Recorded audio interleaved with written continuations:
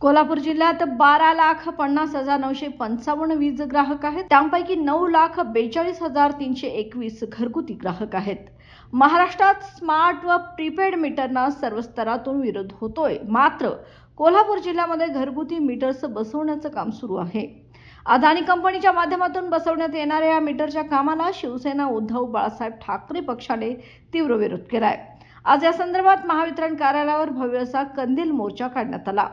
जिल्हा प्रमुख संजय पवार व सहसंपर्क प्रमुख विजय देवणे यांच्या नेतृत्वात निघालेल्या या मोर्चेदरम्यान महावितरणच्या अधिकाऱ्यांशी चर्चा करण्यात आली व त्वरित हे काम बंद करावे अशी मागणी करण्यात आली.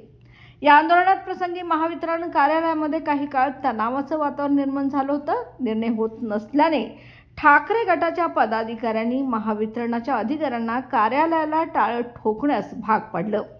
आंदोलन प्रसंगी शिवसेना, ठाकरे पक्षाचे पदाधिकारी, कार्यकर्ते व नागरिक मोठ्या संख्येने उपस्थित होते.